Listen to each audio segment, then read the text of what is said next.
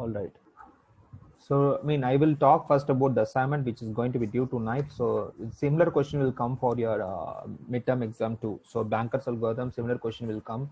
So, please do study the Banker's algorithm. So, I will have similar questions in your midterm exam too. So, please listen to this topic carefully. So, I have to first give a problem. So, Banker's algorithm, right? So, okay.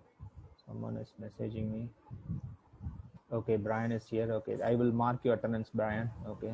Okay. It's too thick. I don't know why it is. Banker's algorithm. So Banker's algorithm will prevent deadlock from happening. So this is Banker's algorithm. So which is your assignment, which is due tonight, right? So please follow this carefully so that it is helpful to solve your assignment, today's assignment which is due. So here we have three resources X, Y, Z,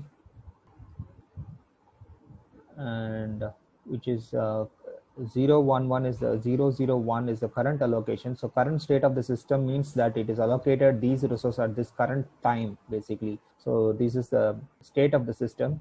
So this is going to be 211. So this is the process P0, P1 and P2, and this is the allocation. So this is the current allocation, and the maximum allocation is basically, so maximum maximum tells you that how many resources are needed at the maximum for the processor. So for the process, sorry, not for the, it's for the process P0, P1, P2. So why it's maximum is that it is not total number of resources, because at the maximum it can request is basically the process P0 can request 8 of the resources. In this case, 8 of the resources. P0 is requiring 8 of the resources and 4 of the resources Y and 3 of the resources Z. So at the maximum it can request is 843 for the resources X, Y, Z respectively. So and this is for process P1, the maximum number of resources is 620 and 33. So I'm telling why it's called as maximum, for the reason that it is it's just a prediction that I need at most, at the maximum I need these many resources. It can be minimum than that, it can be any number less than that, but at the maximum I need is 8 resources for 8 for the, I mean for P0, 8 for resources X and 4 for resources Y and 3 for resources Z. So this is the maximum. And so total available resources is basically my power is, let me just a second, my power cable is not connected. So available resources at this point of time, so this is the available resources which is going to be available, is going to be X, Y, Z. So these are the available number of resources, which is going to be X, Y, Z is going to be 322, right? And so basically I will type here. So what I mean by here, so let me just type. So P0, P1, P2 are the processes, and X, Y, Z are the resources, right? So the resources, and maximum is, it says it is, I just write maximum number of resources X, Y, Z which are necessary to complete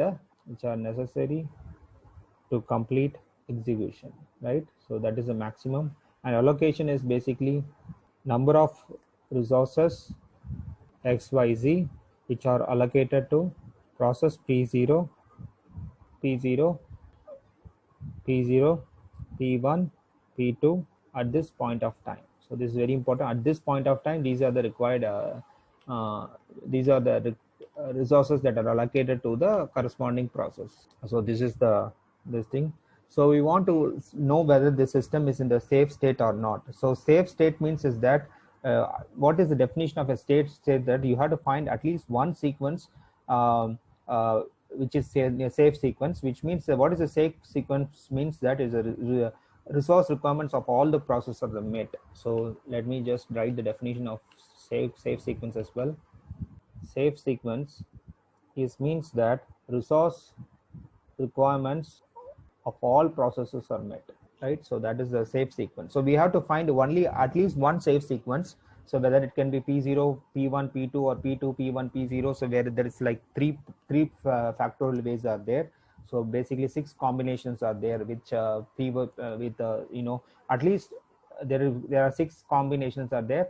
So with at least one of this combination should be a safe sequence. So safe sequence means that um, resource requirements for all the processes are met. So if there is at least one safe sequence, then that means that the system is in the safe state. That means that resource requirements of all the processes are met if you have at least one safe sequence. So that is very important.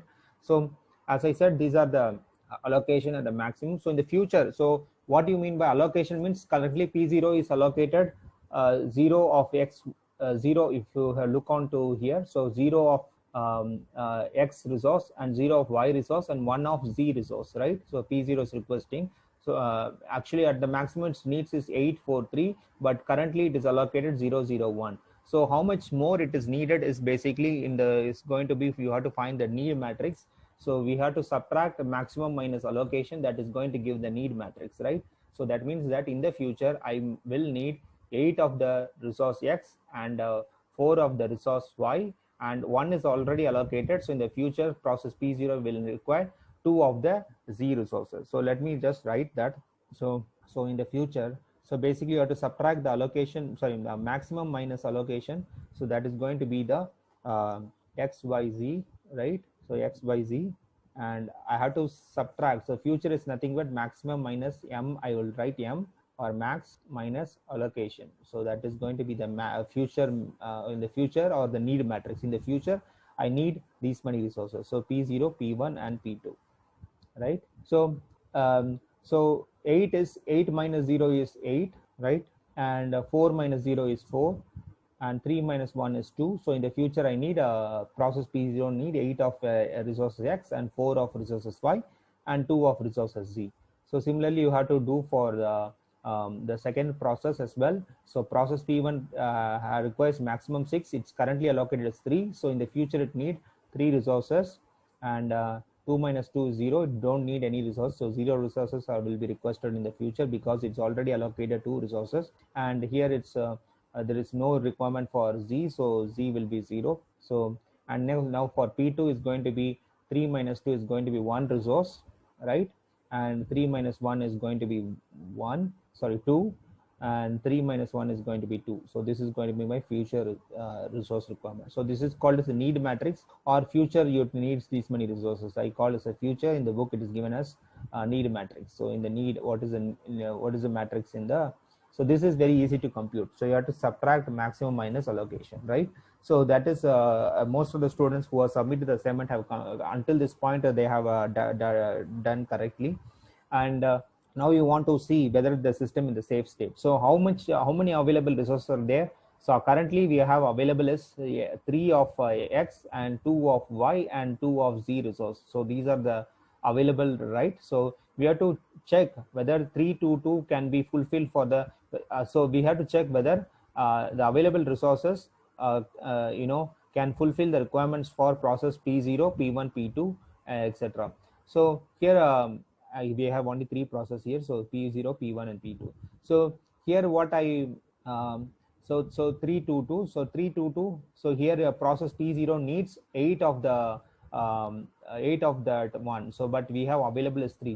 Definitely the first process P0 cannot meet the request. I mean P0 cannot, the request for the resources by P0 cannot be met at this moment of time, because we have available resources 3, but whereas it requires 8 resources for x, so we don't have that. So then we'll do the we'll take this available resources and compare with here. So so it is going to be so 3 is going to be met because 3 is available, and 0 for y and 0 for z. So we have basically available is 2 for y and 2 for z. So that's all fine. So what we do is we will write so P0. So we cannot definitely meet the requirements for P1 at this point of time. So we can definitely meet the requirements for P1 at this point of time. So P1 is going to be met.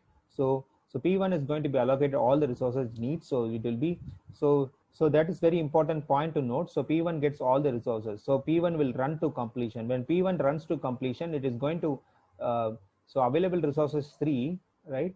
So available resources I will write. So I will write here 3, 2, 2. So these are the available resources I will write. And once it runs to completion, so P1 also will release all the resources that it has. So P1 completes, right? So P1 completes means it will release the resources whatever it has. So how many resources it has, the current allocation. So this is available, and current allocation I put CA. So current allocation, so this is current allocation, I put current, right? CA, current allocation. So it is going to release all the resources that it has once it completes, right? So that's going to be 3. This is the current allocation for the resources, 3, 2, 0. So you add that up. So 3 plus 3 is basically this is the current allocation, and available resources is basically this one. So once it completes P1 completes, it's going to release all the resources. So total available will become 6 and 4 and 2. So these are the at the end of P1's completion, we'll have 6, 4, 2 available. So these are the, so new available is going to be 6, 4, 2. So right now P2 will let's examine. So 642 is available. So definitely P0 cannot be satisfied because P0 still needs 8, but we have only 6 available for the resources X. So we cannot definitely meet the resource requirements for process P0. So 6. So we cannot execute 6. Sorry, we cannot execute P0 because because we have only available is 6. So we cannot execute P0. So now we already completed P1, so we don't have to check for that. Then P2 we will check. So P2 is basically, it needs 1, 2 and 2. So we have available is 6, 4, 2. So that's all fine. So we have the required resources. Then P2 will execute, will run to completion. And P2 so P2 holds how many resources? It holds current allocation is, so one P2 runs to completion is going to give up all the resources, right? Whatever it has. So 211. So current allocation is 211, right? And then available resources is basic. Current available is basically 642. So it's going to release. So 642.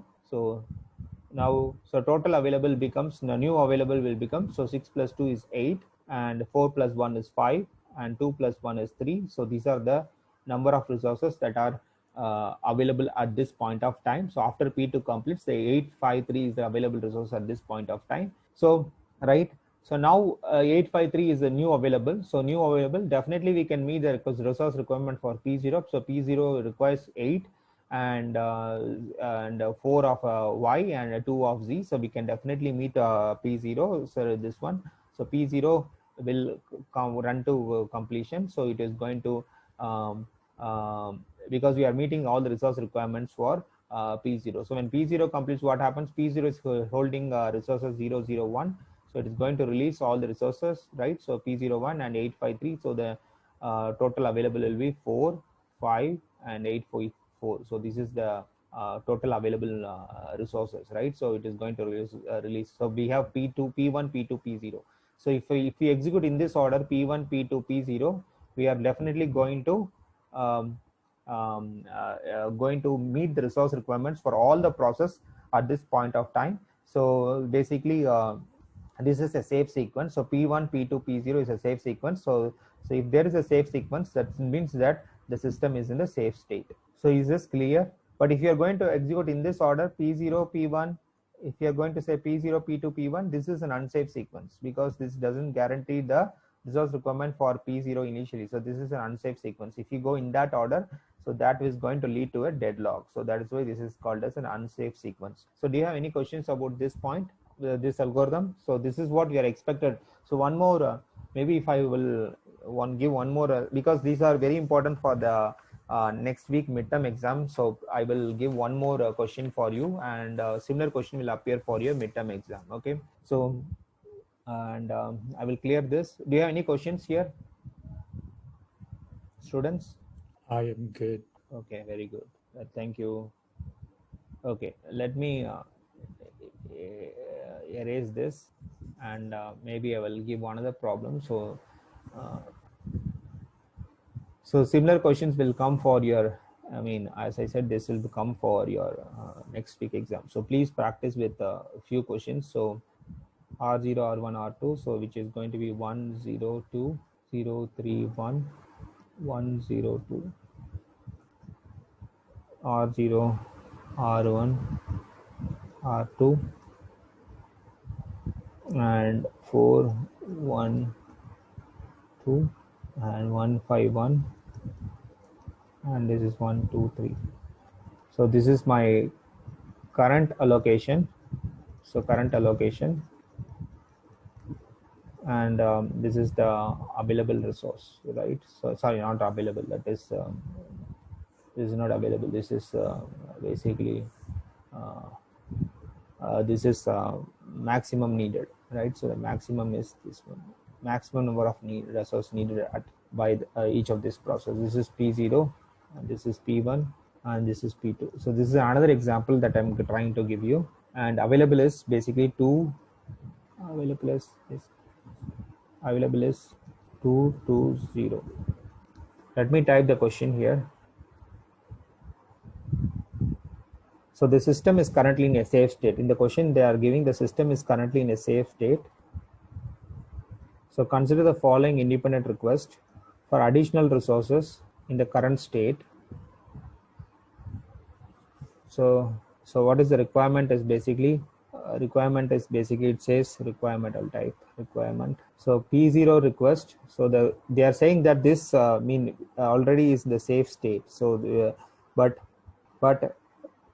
it is requesting P0 requesting 1 unit of R1, 0 unit of R0, 1 units of R1, and 0 units of R2, right? So now this is a safe state. Okay, you can determine the safe state. So we will know that need matrix. I will write the need matrix, which is going to be the future or the future matrix. So which is going to be this minus this. So that is going to be 4 minus 1 is going to be 3, and 1 minus 0 is going to be 1, and 2 minus 2 is 0, right? And 1 minus 0 is 1, and 5 minus 3 is 2, and 1 minus 1 is 0, and 1 minus 1 is 0, and 2 minus 0 is 0, and 3 minus 2 is 1, right? So I made a mistake here. So 1 minus 1 is 0, and 2 minus 0 is 2. So 2 minus 2 is 2, right? And this is the R0, R1. So this is my need matrix. What I'm doing is the need matrix. So already they're given in the question, this is in a safe state. We'll determine whether it's in a safe state or not. So 220 is basically the available. So so it cannot guarantee the request for process P. It cannot meet the requirements for process P0.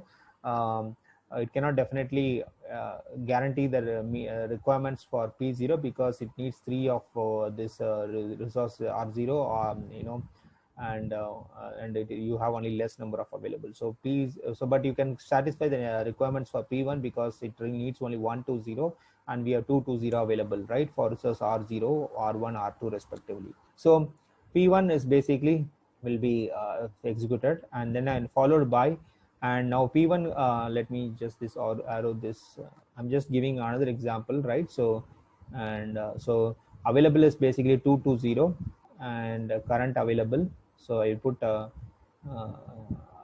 available. So available A, and current allocation is for currently the process is holding resource P0 is not P0. P1 is holding 031, right? So 031. So which is going to be so 031. This is going to be our current allocation for the process P1, and so available is 220. So this is going to be 2, and this is going to be 5, and this is going to be 1. So this is a new available. So this is 2. After it completes, it's new available. So now this is available. So this available vector has been updated, right? So 251, but it cannot still meet the requirements for P0, but it can definitely meet the requirements for P2. So P2 will start, and P2 once it completes, going to release the resources. And P2 is currently holding the current allocation is 102, and the available is basically 251, right? And the new available will be, you have to add these two values, so which is going to be 3, 5, and 3. So this is going to be new available, right? So this is the new available, and P2 completes, then 353 definitely you can meet the resource requirement for P0, because it we have more number of resources available right now for each of these resources, right? So then we will so the safe sequence is basically P1, P2, P0, right? So this is actually given in the question. So we are already stated in the question that the system is currently in a safe state. We also proved we also checked double checked whether the system is currently in a safe state. Yes, the system is currently in the safe state, right? Now the second part of the question is that consider the following independent requests for additional resources in the current state. So here, uh, see, according to this algorithm, we are assuming that all the resources are available whenever the process P1, any process starts, all the resources are available to begin with, right? So all we are allocating the resources. We are assuming, we are checking whether the available the resources are available. If it's so, we are giving all the available resources to this process is P1, right? So now what is having is what is this question is P0 request. So we want to determine whether this state is safe state or not. So it is P0 is requesting 0 units of R0 and 1 unit of R1 and 0 units of R2, which means that I'm going to it's P0, right? So P0 is requiring 0 units of R0, so there's no changes, but it needs 1 unit of R1, right? And 0 units of R2. So I just change the current allocation to 1 over here. So this is going to be the current allocation. So definitely it is requesting current allocation, it is requesting 1 resources in the future, right? So 1 resources of R1 in the future, and we have allocated 1 currently because new requirements is coming for P0, right? So we will have to compute the need matrix. So need matrix will be updated basically here because we updated the current allocation, so this will become 1 minus 1 is basically this is going to be 0, right? So because we are giving the current requirement, we are determining whether this state is a safe state or not. That's our objective. So 1 0. So where you are going to get these resources, because you are going to get the resources from the available, right? We are allocating 1 resource for R1, right? So 1 resource for R1. So where you're getting this resource for R1, basically it is coming from the available. So we have to update the available as 210, right? So because it is coming from um, uh, available resources, right? So we have to update this 210. So this is going to be the news available. So we updated available after we are assuming that we are not assuming, we are planning in advance that we are checking whether if we grant this new resource requirements for P0, with whether the system will be in safe state or not safe state. So let us assume that we are granting this new requirement. Okay, then changes will be made in the current allocation and the need matrix and available, right? Now 210. So 210 definitely cannot meet the resource requirements for P0 because P0 needs 3 of that, so we cannot definitely satisfy. Then we check for P1. So P1 is basically it needs 1 of a resource R0, that is fine, we have 2 available, but it needs 2 of resource R2. So we don't have the 2 of the resource R2, we have only 1 of the resource R2. So definitely this P1 cannot be satisfied, resource requirements for P1 cannot be satisfied. Then we check for P2. So P2 is also we have to check, and we see that we are having 2 resources, that is fine. So we have it needs only P2 needs only 2 resources, but we have 2 resources available, so that is fine. But the second, for resource R1, we need 2 of the resources for R1 for P2, but we have only 1 available. So that means we cannot satisfy this request, and so basically we cannot satisfy none of the process requirements, none of these process requirements.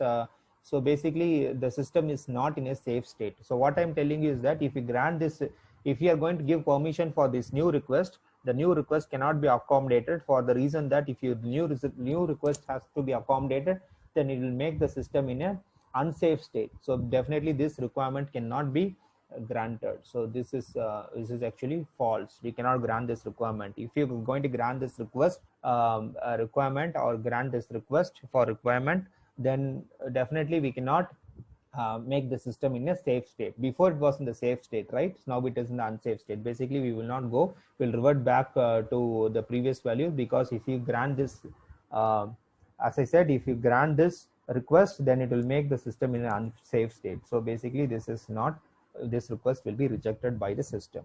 So this is one of the question that has been asked in the assignment also. It's a part D of the question. So I hope with this example you can understand um, the you can understand the banker's algorithm, how it works, and solve the assignment question that is due tonight, right? So why I'm telling this is very important, because you will have one question on this for definitely for next week exam. We are going to have one question on this, definitely. Any questions? If there are no any questions? I don't have anything at the moment. You don't have any at the moment? Okay, that's fine. Okay, so please understand this, and I will put this in the D12 after the class ends. So please, if you don't understand now, please watch the video again, and because it's needed for today's assignment as well as for next week exam. Okay.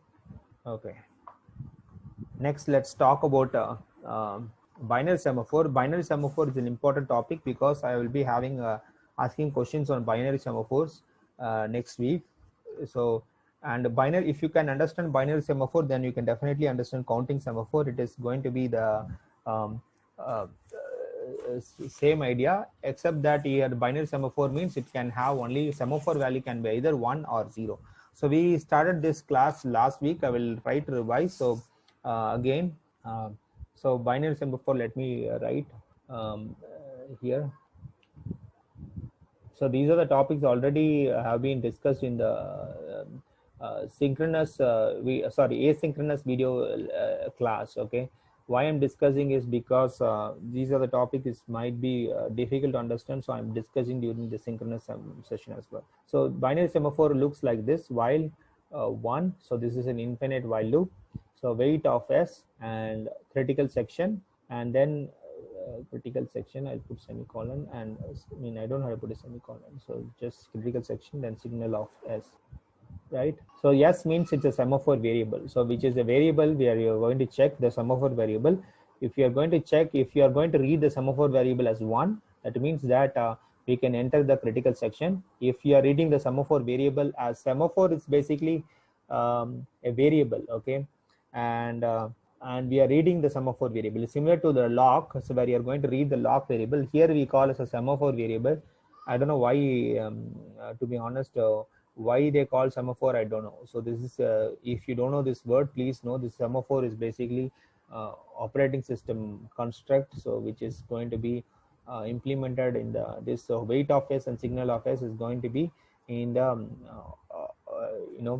basically in the executor from the executed of this weight of s and signal of s will be executed in the kernel side without any preemptions. Okay, so binary semaphore is also called as mutex, because binary semaphore definitely guarantees you the mutual exclusion. So that's the reason it is called as mutex. Mutex means mutual exclusion. So binary semaphore is also called as mutex basically. Okay, and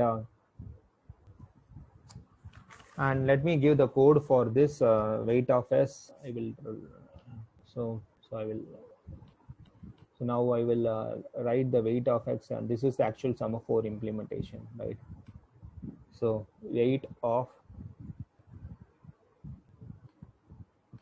let me move this, I'm not able to move. Let me first fill this thing. If s dot value, so value is equals to 1, that means so s dot value is basically semaphore variable. So we are checking this value of the semaphore. So if the value of the semaphore is 1, then we are making the value as 0, and else we are putting that process. If the value of the semaphore is not 1, we are going to put the process PCB in s dot l. So semaphore is a structure, right? So you know structure in C programming. So semaphore is basically a structure which has a value, and also it has a list. Okay, so and it is going to put that in the this one, and then sleep,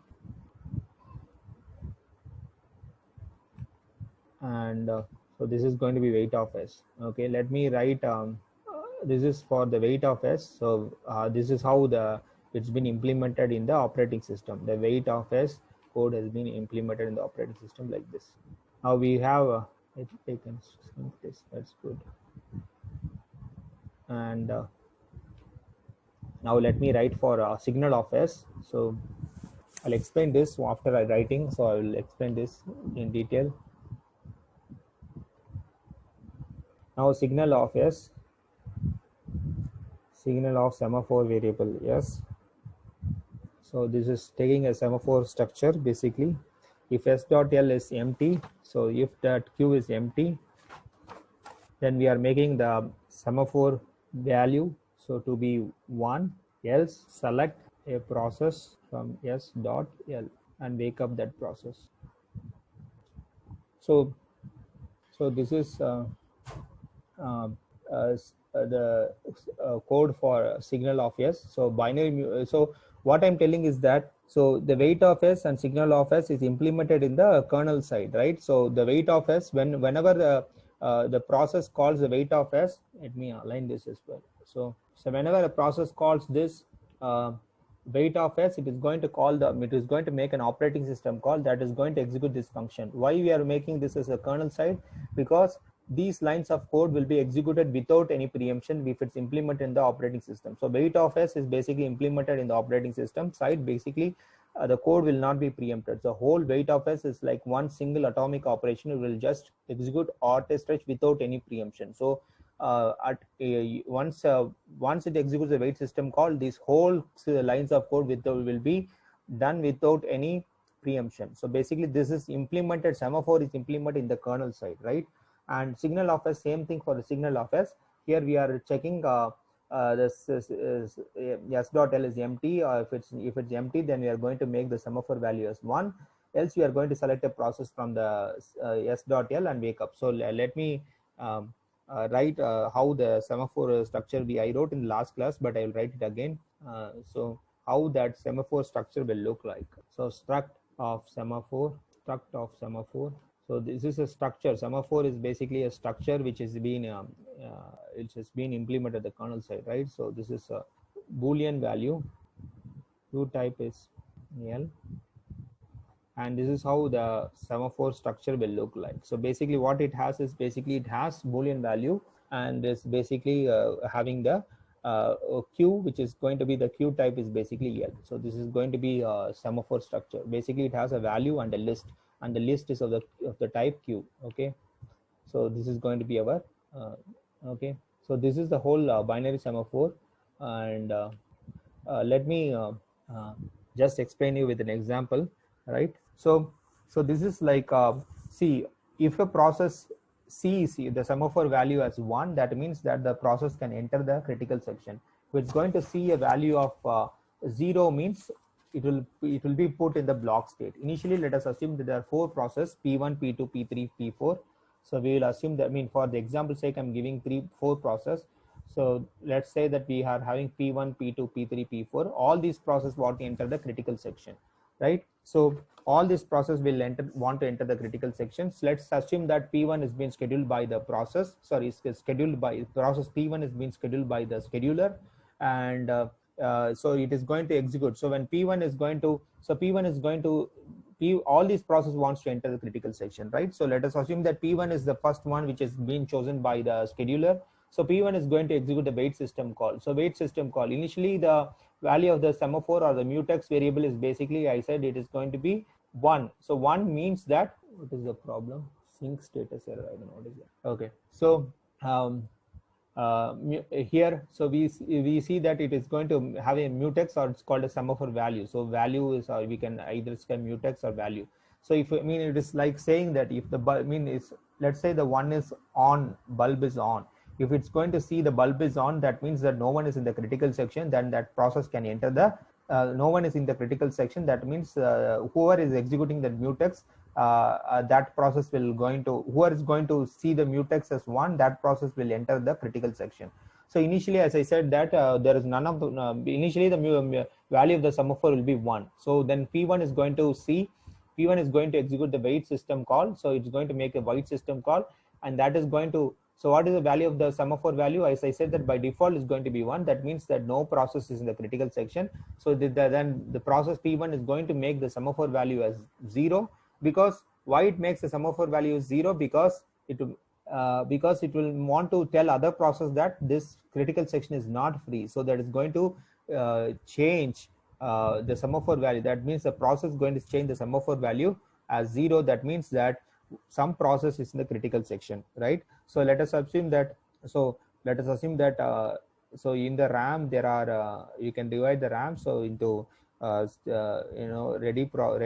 So initially all the processes are ready, right? So all the processes are in ready state, and this is in the blocks. This is the region of RAM. Okay, so as I said, P1, P2, P3, P4 all are ready. So initially none of them processes blocked state, right? So now when P1 is going to see the mutex value or semaphore value as 1, P1 is going to enter the critical section. So P1 will enter the critical section. So P1 will be in the so P1 is scheduled. So P1 is going to be in the scheduled, and P1 is going to be in the critical section. So P1 will be in the ready state, so it is not blocked. So P1, P2, P3, P4, so the same thing. So all this process, and so I mean to say that when process P1 is scheduled, so this we going to enter the critical section. So P1 will enter the critical section. So P1 will enter the critical section. So I will just put CS, and in that I put P1 is in the critical section. Now let us say that process P2 is scheduled. So actually I have drawn twice. I will erase this. So in order to, so initially process P1, P2, P3, P4 is basically are in the ready state, and P1 is been scheduled, and P1 enters the critical section happily because it sees a semaphore value of 1. So, and it makes a semaphore value of, then it makes a semaphore value to 0, and then P1 can enter the critical section happily, right? So that is the first state. So P1 is being scheduled. So this is P1, and next what happens is P2 also wants to enter the critical section. I said that all these 4 processes wants to enter the critical section.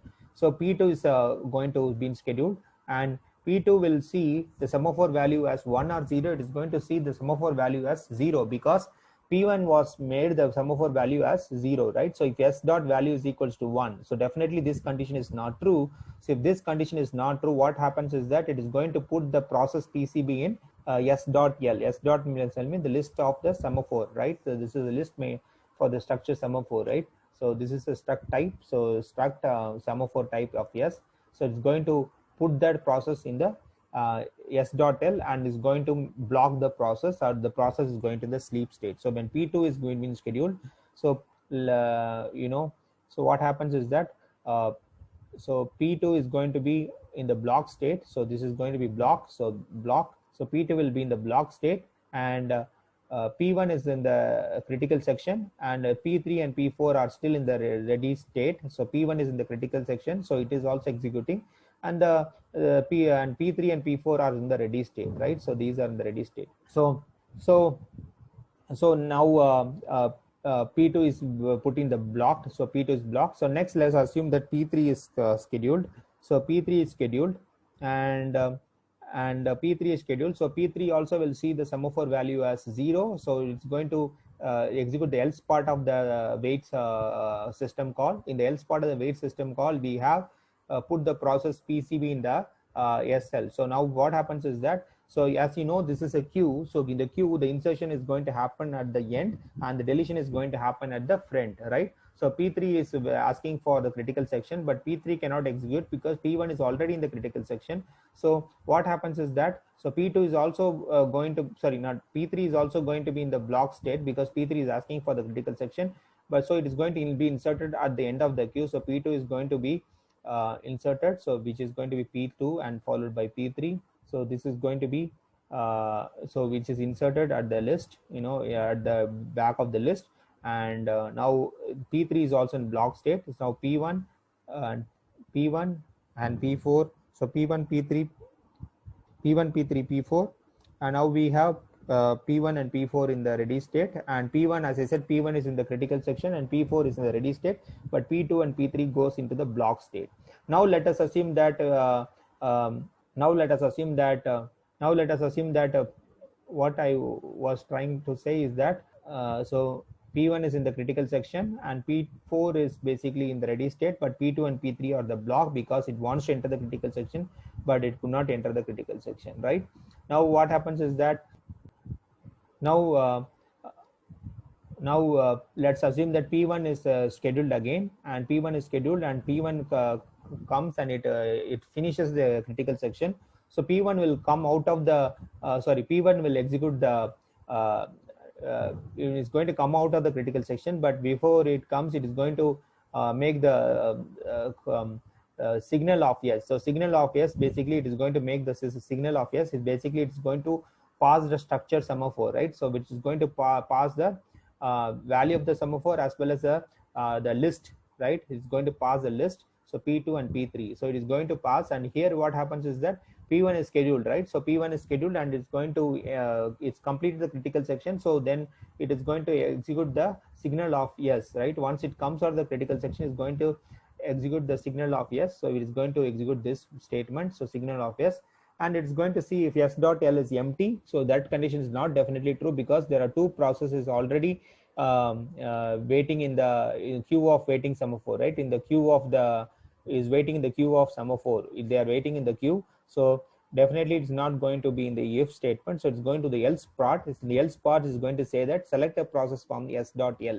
So what you're going to select a process means, as I said, this is a queue. So this means that the process will be removed from the front of the queue, right? So this is going to be removed from the front of the queue. So P2 is going to be removed. So here observe that P2 is requested for the critical section first. So P2 is going to get the next critical section, right? So because P2 is going to be removed from the front of the list. So P2 is going to be removed. So once P1 is going to be, as I said, once P1 is finishes critical section and is going to execute the signal system call, so that is going to pass the list, and if statement will not be executed. So it is going to select a process from SL. So it is going to select P2 and wake up the process. Once it wake up, what happens is that it is going to enter the critical section. So P1 is giving way for P2 to enter the critical section. Wake up means it will start from the previous point where it left off. So that is sleep. So it was sleeping, right? So process P2 was sleeping, right? So P2 was put in the sleep mode, and P2 will be waked up, and P2 will enter the critical section. After this sleep statement is nothing but critical section. So P1 is basically so P1 is in the ready state. So P1 will be in the ready state. So P1 is so P1 and P1 is in the ready state, okay, and critical section is now is in P2 is in the critical section, and P4 is in the still in the ready state, and but P2 is in the critical section because it wakes P1 once it completes and executes the critical section code. It is going to wake up P2, and P2 is going to enter the critical section, right? So P2 is going to enter the critical section, and now who is in the queue of the waiting semaphores? So in the queue of the who is waiting in the queue of semaphores for semaphore value? Who is waiting on the queue? So it's going to be P3. P3 is only waiting, right? Because P2 is now in the critical section, right? So now assume that P4 is scheduled now. So P4, can it enter the critical section? So P4 is going to execute. So P4 is going to execute the wait system call. So the wait system call, it's definitely s dot value is not equal, is not 1. So it is going to go to the else part. Then it is going to be P3 is going to be inserted. So P3 is going to come. So P2 is in the critical section. So P1, P2, and but P3 is going to be in this P3 is going to be in the list, so and front of the list, and P4 is going to be inserted at the back of the list. So is P4, because P4 wants to enter the critical section. So P3 followed by P4. Now let us assume that P2 is being scheduled again. So P2 is scheduled. So if P2 is scheduled again, what happens? So if P2 is scheduled again, then it is going to um, um, P2 is scheduled, and P2, let's say that P2 completes the critical section. So P2 is going to release process P3, because P2 is going to come out of the critical section. It's going to call signal of S, and if it's going to call signal of S, it's going to check whether the list is empty. So the list is definitely not empty because we have two processes waiting for the semaphore. So it is going to wake up the process P3, and P3 will be in the it will going to execute the it's going to execute the critical section next. So P1 And because P3 wakes up, when P3 wakes up, it's definitely going to start from the point where it left off. It was put in the sleep. Now it is going to be P3's turn to enter the critical section. So P1 and now it is going to be P3 is going to enter the critical section.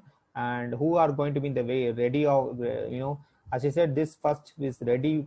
This is the region of RAM where you have ready processes. So now it is P1 and P2 and P3 is going to be all in the ready, and P3 is in the critical section. Basically P1, P2 are in the ready state, and P4. So now P3 was waked up, so P4, right? So P4 is in the um, this sorry, P4 is in the block state. Now let us assume that P3 is again been scheduled. So P3, not P3 is P3 is scheduled.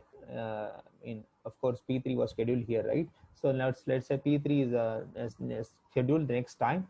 So P3, let's say that P3 is scheduled and P3 execute the critical section code, and P3 is going to execute the system call. So P3 is going to wake up P4, because P4 is the only one in the list. So it's going to wake up P4. So P1, P2, P3, P4 all are going to be in the ready state, and P4 is going to be in the critical section, because P3 wakes up P4 and P4 is going to be in the critical section. And so now this list become empty. So there are no none of them in the list right now. None of them is waiting in the semaphore. Let's say P3 is scheduled and P3 is going to wake up P4. So P4 is it goes to the this one, right? So P4 goes into the critical section, and then let us assume that P4 is being P4 is being scheduled, right? So P4 is being scheduled.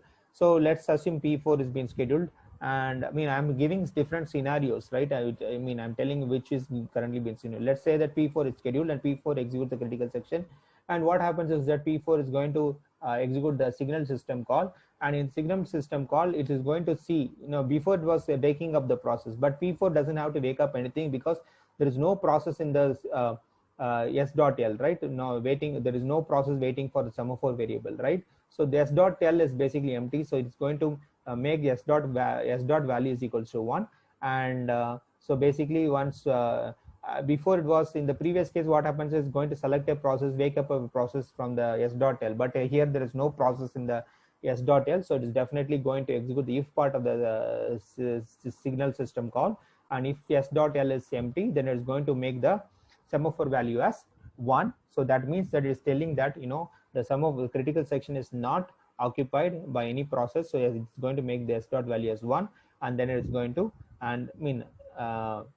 come out of the critical section, and now it can be any process turns, right? So if the s dot value is 1, then if any process comes P1, P2 or P3 and P4, if it's going to see a semaphore value of 1, that means that if one executes a wait system call, is going to check the semaphore value of n1, and then it is going to enter into the critical section. So this is how it works. So here we have, so these two functions are basically implemented in the kernel side, right? So that means that once it calls the wait system call, it's going to execute without any preemption, or once it's going to call the signal system call, is going to execute without any preemption.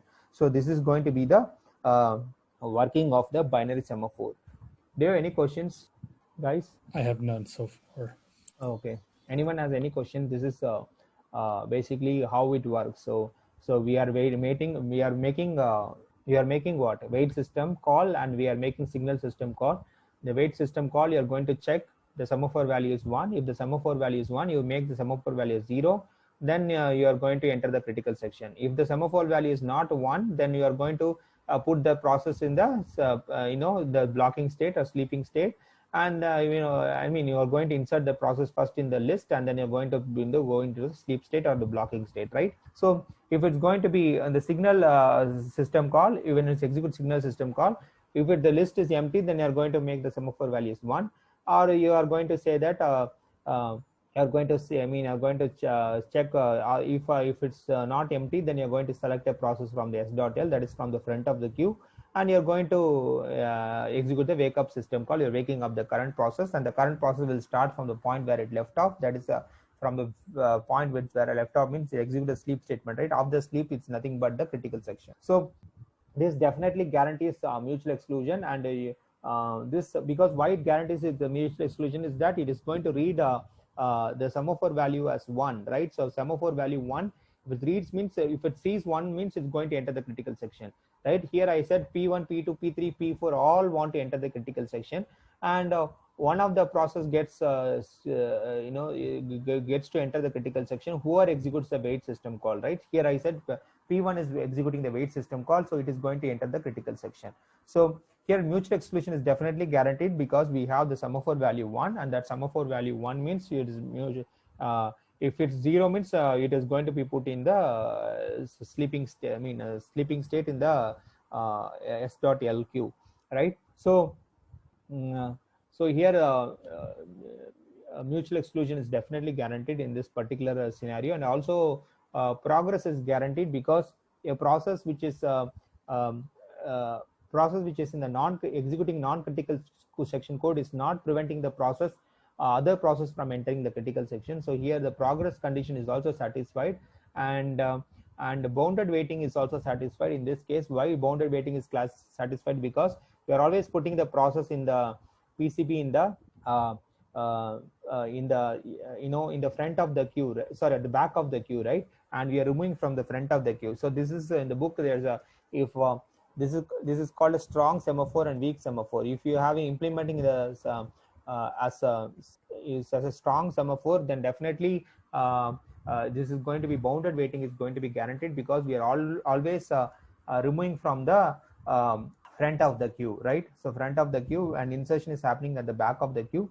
So that means that here the bounded waiting is satisfied. Even if the same process want to enter the critical section, it will be put at the end of the list because it's going to be blocking, and blocking means it's going to be inserted at the because at the back of the list, right? So if whoever is blocking, right? So if P2 wants to enter, if let's assume that P1 wants to enter again, so P1 cannot enter again. So P1, why P1 cannot enter again? Because it will be put at the other process might be waiting in the queue of semaphore, right? So the P1 will be inserted at the back of the queue. So definitely P1 when it's you cannot go again and again, which will prevent other process from to wait for a long time, leading to starvation. So bounded waiting is definitely guaranteed in the case of binary semaphores. Okay, so this is binary semaphore. I will discuss one problem later, but let's check the counting semaphore. So counting semaphore, I just want to state, and counting semaphore is I want to finish counting semaphore, then I will give one problem in a binary semaphore. And because counting semaphore is so counting semaphore, instead of having the semaphore variable as 1 or 0, we have you can understand, I will just write the code, and it is not difficult. Here canvas, shall I clear the canvas? I don't want to clear, I will write here. So counting semaphore, okay, counting semaphore. So counting semaphore, let me write how it has been implemented. So wait is also called as down. So let me wait is also called as down. So down. So wait, another wait and are synonymous to each other. So whether it's wait or down is all same. So down counting semaphore is implemented like this. So s dot value is equal to, first is going to decrement the semaphore value by 1, and if s dot value is less than 0, so this is the down operation, which is nothing but the wait. So in the down operation, what is going to check is that it is first it is going to decrement the semaphore value by 1, and then it is going to check if the semaphore value is less than 0. If it's less than 0, then it is going to put this process PCB in s dot l. So this is your wait operation, and signal operation is also called as up. So let me write that. So this is signal, which is up operation. So up is also called as V operation. So V, and down is also called as P. So there are three names actually. Down is called as up. Sorry, down is called as wait or P operation, and up is called as wait or also called as V operation. So it's also P and V. So in the up operation, it's incrementing the. You can refer to the book, and this is how it has been given.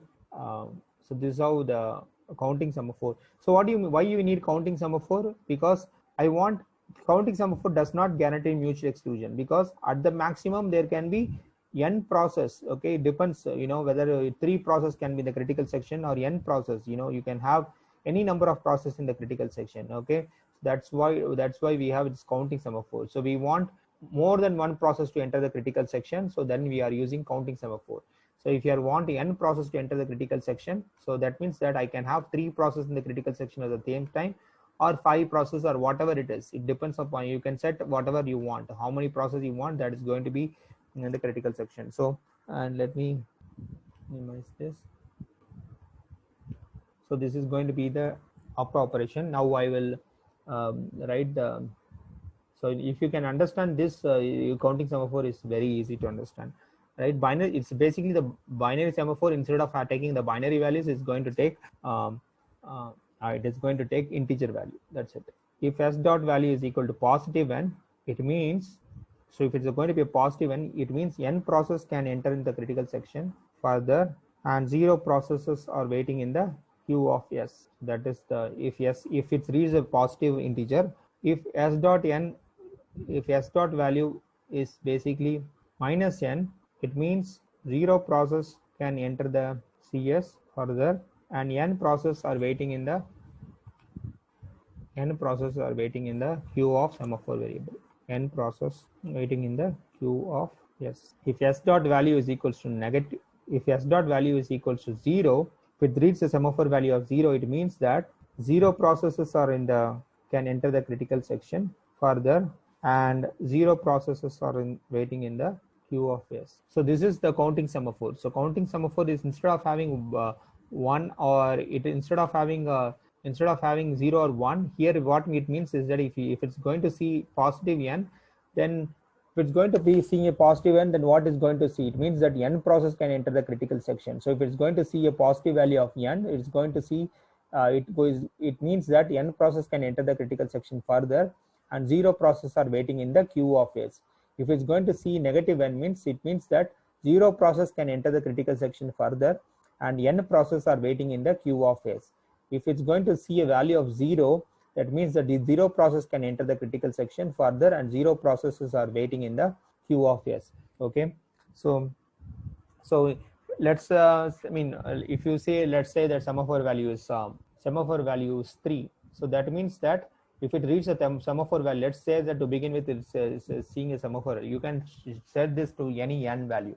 I'm just giving for an example, I'm seeing that semaphore value of 3. So if I see a semaphore value of 3, means it is saying that 3 process can enter the it means the 3 process can enter the critical section, and 0 process are waiting in the queue of s. So if, let's say that some process sees let's say P0 process sees a semaphore value of 3. So that is what is going to do is that first is going to decrement the value of the semaphore value. That means that it is saying that I have entered the critical section. So now how many process can enter the critical section is only 2 process can enter the critical section. So it's going to make that s dot value is equals to 2, and it is going to enter the critical section. And similarly, if another process comes and it is going to, let's say P1 comes and it is going to enter the critical section, so it is going to make the 2 into 1, and that process will enter the critical section and happily, and by making the semaphore value as 2 to 1. And let's say that P2 wants to enter the critical section, it will read the value of semaphore value as 2, and it means that it still means that what it means, one process can enter the critical section, because so as I said, P1 is going to come and it is going to make that 2 to 1, and when P2 comes, what happens is that it's going to read the semaphore value of 1, and which means that one process can enter the critical section. So now what is going to happen is P2 is going to first decrement. Here see that it's decremented first. So it's going to decrement the semaphore value first. So it's going to decrement, so 0. So that means that 0 process can enter the critical section, and see here I have given the definition. So if s dot value is equal to 0, it means that 0 process can enter the critical section further, and 0 processes are waiting in the queue of s, right? So 0 processes are waiting in the queue of s. So definitely here if another process, let's say P3 comes, so P3 comes and P0, P1, P2 are in the critical section, because 3 process can be in the critical section at the maximum, because we set the semaphore value as 3, right? Now when once P3 comes, P3 is going to decrement the value of the semaphore by 1. So 0 minus 1 is going to be, because it reached the value of 0, right? So 0 minus 1 is going to be minus 1. And if semaphore value is minus, because if semaphore value after it decrements, semaphore value will become minus 1. So once it becomes minus 1, what's going to happen is that it is going to put that process in the, so P3 is going to be in the queue of the waiting process, because P0, P1, P2 enter the are already in the critical section, and P3 is going to be in the queue of semaphore. Now it is going to make this 0 as minus 1. Let's say that P4 is going to come and ask for the critical section, and P4 is going to read the semaphore value as minus 1, which means that one process is already in the critical section. So minus 1 means, it means that one process is already waiting for the, sorry, it is, so minus 1 means that, it means that one process is in the queue of waiting semaphore. So it's one process in the waiting in the queue. So P4 is going to read minus 1, and it is going to decrement its semaphore value to minus 2, and now the P3 also will be joining in the queue of waiting semaphore. So this is how it happens, right? So and as you can understand, each process is going to decrement the semaphore value, and then it is going to s dot value is going to be less than 0. It's going to be put in the s dot ls, and is going to be in the sleep state. So if the process is coming out of the critical section, let's say that if P1 wants to P1 is coming out of the P1 is coming out of the, just a second, let's say that if P1 wants to 1 minute, excuse me, sorry, I'm here. So you can do this when once a process comes out of the critical section, it's going to increment the semaphore value as by 1, and it's going to wake up that process. It's similar to the binary semaphore, except that here we are having we are having you can have here, it is going to, it's not going to guarantee mutual exclusion. Here it's going to say that at the maximum how many process can be in the critical section at the same time. So this is going to be our code counting semaphore. Okay, so now let us solve some problem. So related to binary semaphores. Okay, so counting semaphore and binary semaphores. Okay, let me erase this part. So let me erase, excuse me, 1 minute.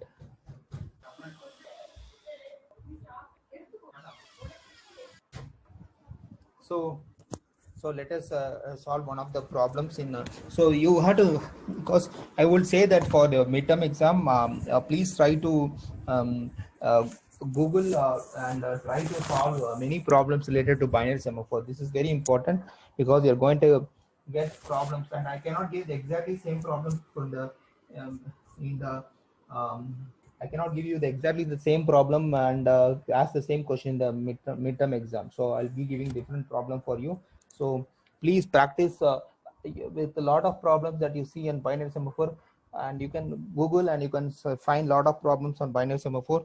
So please uh, practice with a lot of problems. That's the only point I want to tell about for preparing for the midterm exam for the binary semaphore. I can state some of the problems.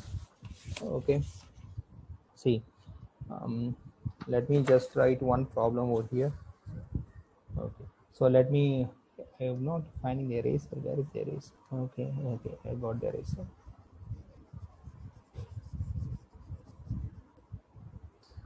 Now let me just type a question.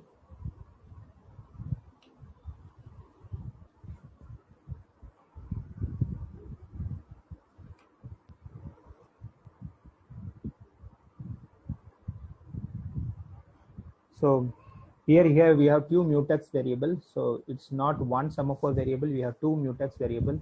So mutex A, B, and I'm not able to move this. Okay. So I will just give the code, and so while of true, this is an infinite while loop. So while of true, so weight of P of A and print 1,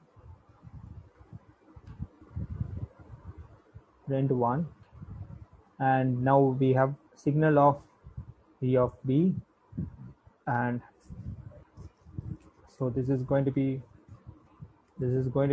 process P0 is executing this code. Okay, now we have two semaphore variables. So one is A and another is B. So it's also called as mutex. So P0 is executing this code. So which is going to be this code, right? And let me increase this. And P1 file true.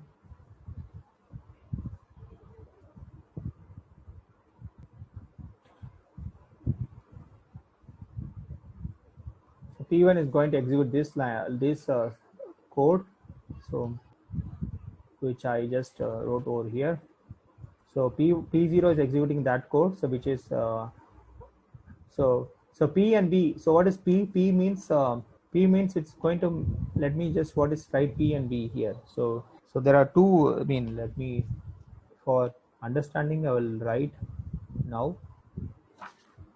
So weight is also called as, so weight is also called as P, and or also called as down. Okay, so this is three names for exist, okay, for this. So it can be weight, P, or down. So this is the, it all means the same. So and signal or V or up, so all means the same. So these are all means the same. So basically let me, so these are all means the same, right? So this the stuff. Okay, now there are two mutex variables, so please try to understand this code. So it is going to make a weight of P. So initially the semaphore variable is basically um, um, to begin with, they are given that initially to begin with A is basically, so A is basically 1 and B is basically 0. So this is what given in the question. So there are two process P0. So P0 is going to enter the, P0 is going to execute the code like this, and P1 is going to execute the code like this. And so and A dot, as I said, A dot val is equals to 1, and A dot L is going to be initially it's going to be, the list is going to be empty, and B dot val is equals to 1. Sorry, 1, it's to begin with is 0, right? B dot val is 0, and B dot L is basically empty. So now how does this work? So how does this line of code work? So weight of PA, because here if let's say that process P1 is scheduled first and P1 is going to execute this code, so P of P, so it's going to do the weight operation on I mean, P of P means it's going to call this uh, this code, right? And but as I said, to begin with, B is equal to 0. So if P1 is being scheduled first, so what will be the output? So what will be the output of this? The question is this: what will be the output of the following code? So what will be the output? So the question is this. So to begin with, I mean, the code is given like, the code is given like this for P0 and P1, and you need to begin with, A is equal to 1 and B is equal to 0. So what will be the output they are asking? So this is a question they are asking, what will be the output? So if I schedule process, let's assume that if I'm scheduling process P1, and P1 is going to call P of B, and definitely it cannot pass this line, right? Because it's going to be struck up this line, it's going to be the block state, because P, it is going to see the value of B as 0. So value of B as 0 means it's going to say that, okay, I'm going to put, if value is 0, then I'm going to put the process PCB in S.L is going to be in the sleep state. So if I'm going to execute this line of code, P1 is going to go to the sleep state, right? So, or if P0 is going to execute first, or if P0 is going to execute first, then it is going to go call weight of PA, and weight of PA is basically, here it sees S dot value is equal to 1, then it is going to enter the critical section, which is going to print the value of 1, and it's going to print value of 1, right? So here, suppose assume that let's say that P1 is scheduled first, and it's going to see the value of B as it is going to see the value of B as 0, then it is going to put in the block state, and next P1 will be in the put in the sleep mode, right? P1 is going, if P1 is scheduled first, and now if P2 is scheduled next, what happens is that it's going to go and it's going to weight of P of A. So it's going to execute, see this, it's going to execute the weight system call on the semaphore variable A. And A is, I said that it is initialized to 1. So there's going to be initialized to 1 means it's going to enter the critical section, is going to make the A dot value is equal to 0, and then it's going to print 1. So if if you schedule either way, P0 first or P1 first, it doesn't matter. It is going to print 1 as the first value. So because B is 0, right? Now once it prints, it's going to give a signal of V of B. If it's going to signal of V of B, what it means that, this is going to call the if P0 is going to, you look onto this code, right?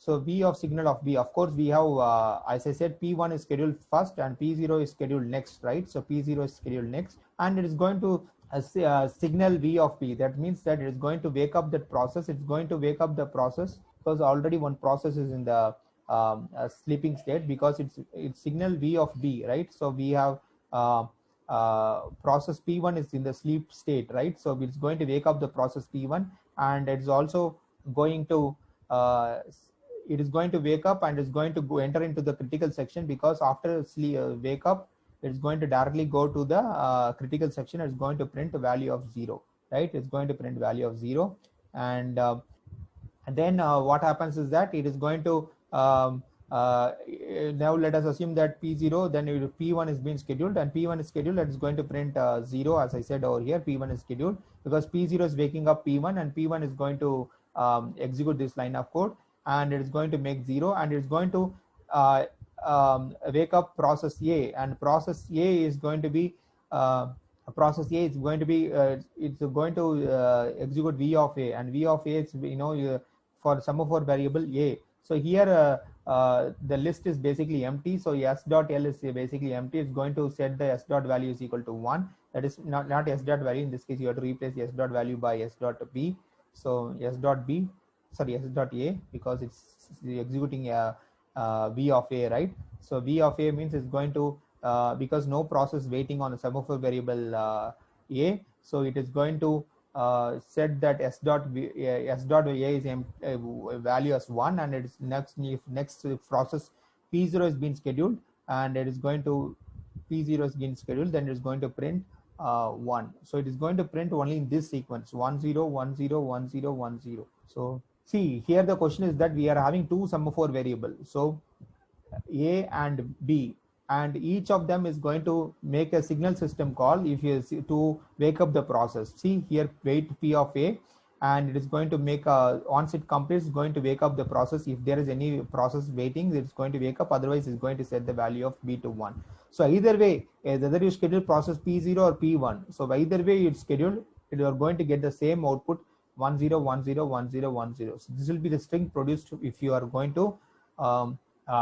have this sequence of code. So remember that we are having two semaphore variable. I'm asking what will be the output produced. Okay, so whether it's P1 scheduled first to begin with, the starting of the problem, because A is basically 1 and B is equal to 0, definitely if P1 is scheduled first also, it doesn't matter, because it is going to be blocking on the semaphore value B, and it's not going to print a 0 unless until the P0 executes and it wakes up the process. Either it wakes up either the process, if it's going to be process waiting is going to on the semaphore variable B, then it's going to wake up the process.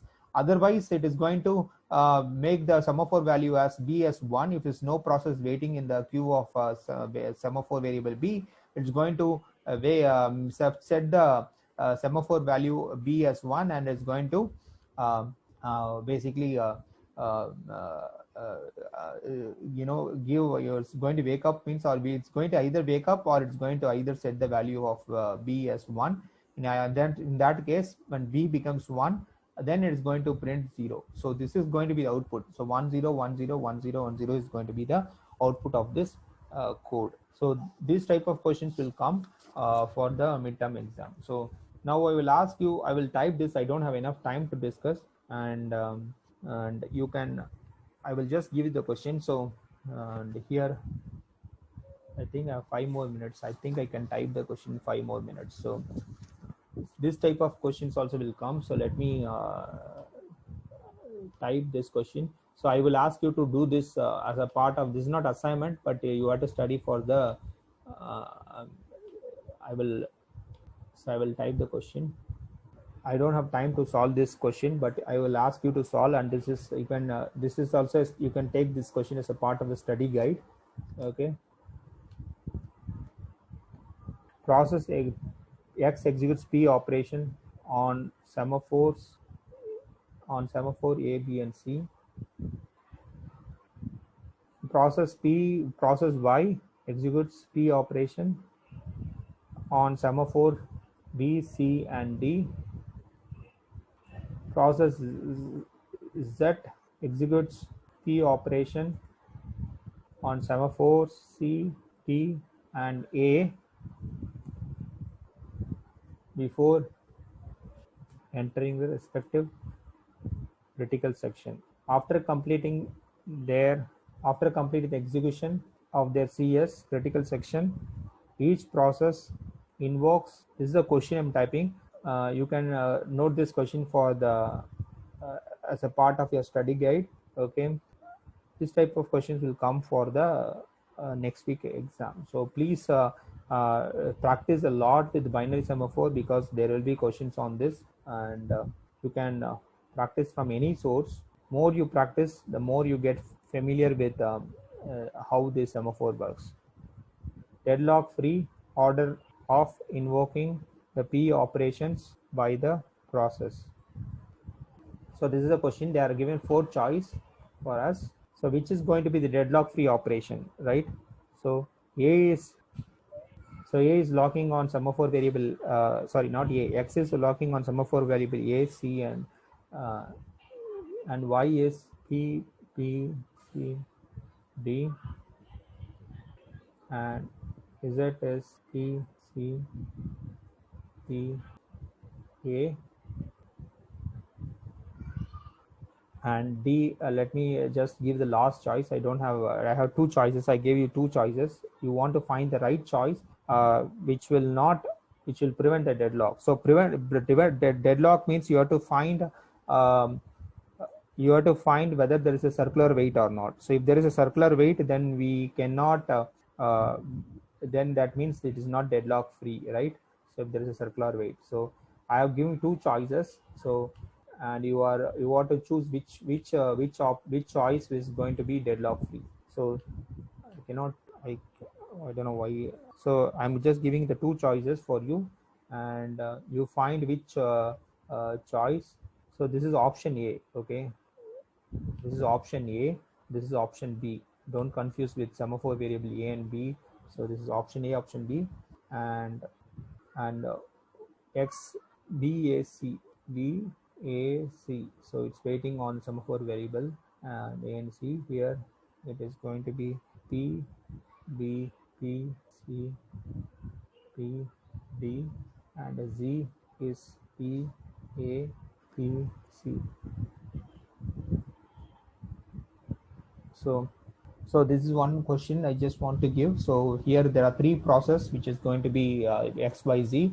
So there are 3 semaphore variable A, B, and C, and each are executing this operation. It's PA is X is executing in this order. So A, B, C, and B, C, Y is executing in this order, B, C, D, and Z is executing in the order uh, C, D, A. So and here basically the second choice is that, so X is operating in this order, A, B, B, A, C, and Y is executing B, C, D, and uh, Z is executing A, C, D. So I'm asking you the question, okay, which one is going to be deadlock free? So deadlock free means you are going to uh, see whether it's going to lead to the circular weight. So let's say that, I just want to give you a hint so that you can understand. So I know the time is we are running out of time.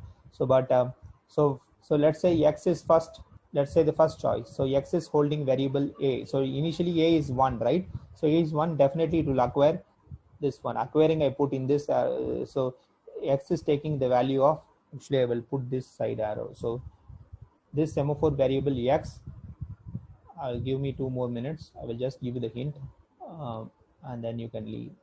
So X, okay, and initially A is 1, so A will be taken by X, And now let's say the process is preempted, so you have to do all the sequence. So let's say that is prompted process B is preempted, so B will be taken by Y, and again once it's execute P of B, then it says it's preempted, then it's now C is taken by Z.